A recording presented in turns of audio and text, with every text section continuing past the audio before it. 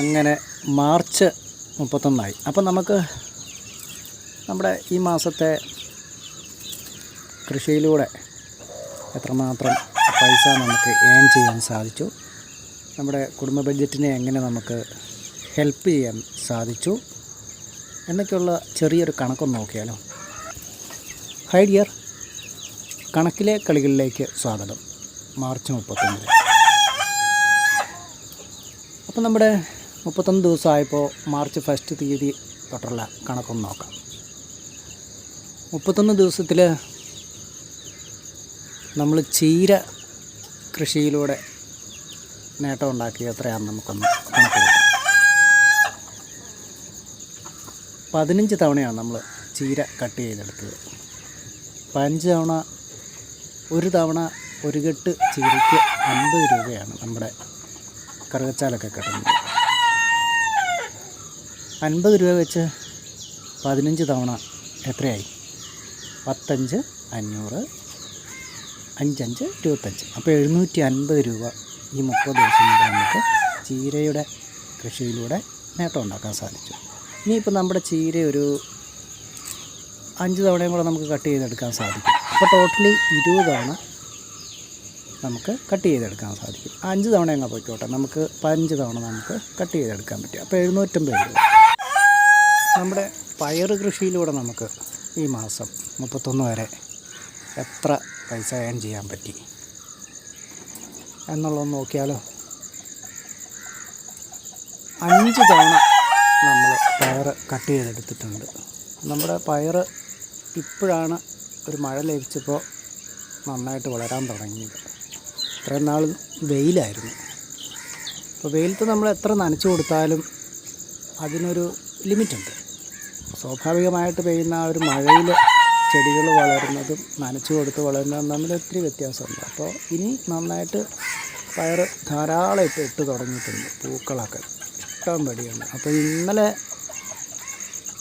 1/2 kilo പയർ എടുത്തിട്ടുണ്ട്. അപ്പോൾ നമ്മൾ 5 തവണ 1/2 കിലോ വെച്ച് 5×5 25, 2.5 കിലോ പയർ നമ്മളിപ്പം ഈ 30 ദിവസത്തിനിടയ്ക്ക് നമ്മുടെ ഈ ചെറിയ പയറിൽ നിന്ന് പറിച്ചെടുത്തു. അപ്പോൾ 1 കിലോ പയറിനിപ്പോൾ എത്ര രൂപയാണ്? 50 രൂപയാണ്. അപ്പോൾ പയറിലൂടെ തന്നെ നാക്കങ്ങ് ഉളുക്കുക. പയറിലൂടെ തന്നെ നമുക്ക് 250 രൂപ ഈ മാസം നേട്ടം ഉണ്ടാക്കാൻ സാധിച്ചു. കാപ്പിയാണിത്. ഇന്ന് ഞാൻ ഇത്തിരി മധുരം ഇട്ട് കുടിക്കുക. അപ്പോൾ ഒത്തിരി നാളായി, ഞാൻ വർഷങ്ങളായിട്ട് മധുരം ഇട്ട് കഴിക്കാറില്ല. അപ്പോൾ ഇടയ്ക്ക് വല്ലപ്പോഴും മധുരം ഇട്ട് കഴിക്കുള്ളൂ. ബൈപ്പാസ് സർജറി കഴിഞ്ഞ പിന്നെ ഞാൻ 12 വർഷമായിട്ട് ഇൻസുലിൻ എടുക്കുന്നുണ്ടായിരുന്നു. ബൈപ്പാസ് സർജറിക്ക് മുൻപ് 12 വർഷമായിട്ട്. ആ ഇൻസുലിൻ എടുക്കുന്ന കൂട്ടത്തിൽ ഗുളികയും ഉണ്ടായിരുന്നു 2 നേരം. പിന്നെ ഫുഡിൻ്റെ കൺട്രോളും ഉണ്ടായിരുന്നു. ഇങ്ങനെയെല്ലാം പോയതിന് ശേഷമാണ് എനിക്ക് ഹാർട്ട് അറ്റാക്ക് ഉണ്ടായത്. അതുപോട്ടെ, എന്തായാലും ഹാർട്ട് അറ്റാക്ക് ഉണ്ടായി ബൈപ്പാസ് സർജറിയും കഴിഞ്ഞതിന് ശേഷം ഇൻസുലിൻ എടുക്കേണ്ട വന്നില്ല. അതെനിക്കൊരു വലിയ നേട്ടമായിരുന്നു. ഇപ്പോൾ 1 വർഷം കഴിഞ്ഞു. 1 വർഷമായിട്ട് ഞാൻ ഇൻസുലിൻ എടുക്കുന്നില്ല. ഗുളിക ഉണ്ടായിരുന്നു.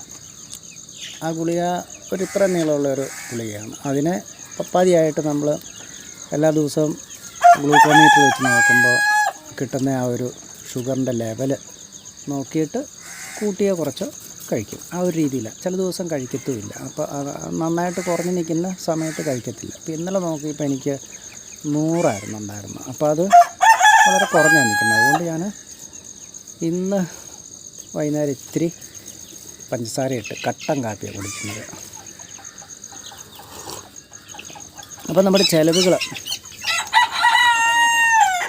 പറഞ്ഞു വന്നത് 250 രൂപ പയറിൻ്റെ, 750 രൂപ ചീരയുടെ. അപ്പോൾ എത്രയായി? 800, 1000 രൂപ. 30 ദിവസം കൊണ്ട് 1000 രൂപ നമുക്ക് കിട്ടി. അതിലൂടെ നേടിയത് എന്താണ്? 15, 5, 20 ദിവസത്തെ ഒരു നേരത്തെ കറിയുടെ കാര്യമാണ്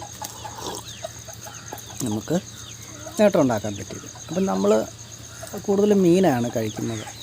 ഈ മീൻ 30 ദിവസത്തിൽ 15 ദിവസം നമ്മുടെ കൃഷിയിലെ പയറും ചീരയും കട്ട് ചെയ്തെടുത്തതിന് ശേഷം ബാക്കി 10 ദിവസം മാത്രമേ നമുക്ക് പുറത്തുനിന്ന് മീൻ മേടിക്കേണ്ട വന്നു. അപ്പോൾ ആ മീൻ മേടിക്കേണ്ടത് വന്നതെന്ന് പറഞ്ഞാൽ പുറത്ത് 10 ദിവസത്തേന്ന് പറയുമ്പോൾ ഞങ്ങൾ 1 2 3 കൂടിപ്പോയ ഒരു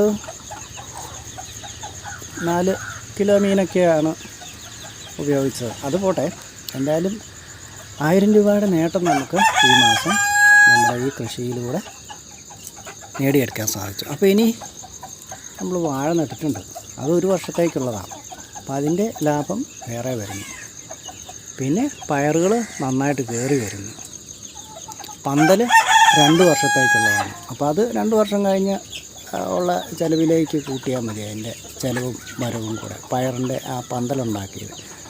അപ്പോൾ ഈ മാസം നമുക്ക് 1000 രൂപയുടെ നേട്ടം ഉണ്ടാക്കാൻ സാധിച്ചു. ഇനി കുറച്ചും കൂടി പൈസ നമുക്ക് ക്ഷീരകൃഷിയിലൂടെ നേടിയെടുക്കാൻ പറ്റും. അപ്പോൾ ഇന്നത്തെ കാലത്ത് ഈ ചെറിയ ചെറിയ കടകളിലൊക്കെ പോയി നിൽക്കുന്ന, ചെറിയ കടയിലോ വലിയ കടയിലോ അവിടെ പോയി നിന്നാലും സൂപ്പർ മാളിലോ ലുലു മാളിലൊക്കെ പോയി നിന്നാൽ കിട്ടുന്നത് കൂടിപ്പോയാൽ 20,000 രൂപയ്ക്ക് താഴെയാണ്, നമുക്കറിയാം. അതുപോലെ ടെക്സ്റ്റൈൽസിലൊക്കെ മണിക്കൂർ 10-12 മണിക്കൂർ കുറ്റി അടിച്ച പോലെ പോയി നിന്ന് കഴിഞ്ഞാൽ കിട്ടുന്നത് 15,000 20,000 രൂപയ്ക്ക് താഴെയാണ്. സീനിയറായിട്ടുള്ളവർക്കൊക്കെ 15,000 രൂപ കിട്ടുന്നു. അങ്ങനെയുള്ളൊരു അവസ്ഥയിൽ നമുക്ക് നമ്മുടെ 1.5 സെൻറ്റ് സ്ഥലത്ത് സ്വന്തമായിട്ട് 1000 രൂപയുടെ ഒരു ഏണിങ്സ് 30 ദിവസം കൊണ്ട് ഉണ്ടാക്കുക എന്ന് പറഞ്ഞാൽ നിസ്സാര കാര്യമാണോ? അപ്പോൾ ഇങ്ങനെ നമ്മുടെ മിക്കവാറും എല്ലാ വീടുകളുടെയും തന്നെ ചുറ്റുവട്ടത്ത് ഒരു 1.5 സെൻറ്റ് സ്ഥലമൊക്കെ കാണും,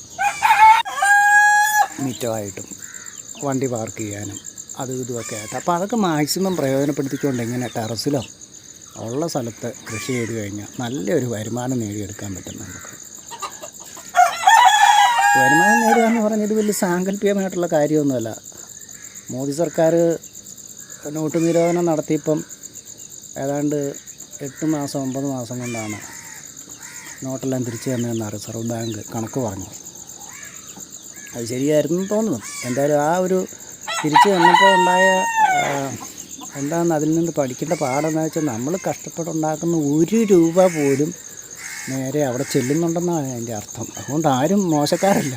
അപ്പം നമ്മളുണ്ടാക്കുന്ന ഒരു കൊച്ചു പൈസ വരെയും സർക്കാരിന് ടാക്സായിട്ട് കിട്ടുന്നുണ്ട്. അപ്പം നമ്മൾ രാഷ്ട്ര നിർമ്മാണത്തിൻ്റെ പ്രവൃത്തിയിലും ഭാഗഭാക്കാകുന്നുണ്ട്. അല്ലാണ്ട് ചുമ്മാ നിസ്സാര കാര്യമല്ല. നിങ്ങളോർക്കും ഞാനിതിങ്ങനെ പറഞ്ഞു കഴിയുമ്പോൾ ഇവനെന്നാ ഈ കറുകച്ചാലിലൊരു കുഗ്രാമത്തിലിരുന്ന് ഈ കണക്ക് പറയുന്നത്. ഇത്തരം കണക്കുകളിലൂടെയും വരുമാനങ്ങളിലൂടെയാണ് നമ്മുടെ കുടുംബ ബഡ്ജറ്റിനെ പിടിച്ചു നിർത്തേണ്ടത്. അങ്ങനെ പിടിച്ചു നിർത്തുമ്പോഴാണ് നമുക്ക് ജീവിതത്തിന് നേട്ടം ഉണ്ടാകേണ്ടത്. അപ്പം ഇങ്ങനെയുള്ള ചെറിയ ചെറിയ കാര്യങ്ങൾ പറഞ്ഞു തരുന്ന വീഡിയോകളൊക്കെ കാണാനും ഷെയർ ചെയ്യാനും ഒക്കെ കൂട്ടുകാർ മറക്കണ്ട. വീണ്ടും നല്ലൊരു വീഡിയോ ആയിട്ട് എത്താം. അപ്പോൾ പോകുന്നു. അപ്പോൾ നമ്മുടെ കണക്ക് മറക്കണ്ട. 1000 രൂപയുടെ നേട്ടമാണ് നമ്മൾ മുറ്റത്ത് ചെയ്ത ഈ കൃഷിയിലൂടെ നേടിയെടുക്കാൻ സാധിച്ചത്. അപ്പോൾ വീണ്ടും നല്ലൊരു വീഡിയോ ആയിട്ട് എത്താം. അപ്പോൾ പോകുന്നു. സ്നേഹത്തോടെ. Thank you.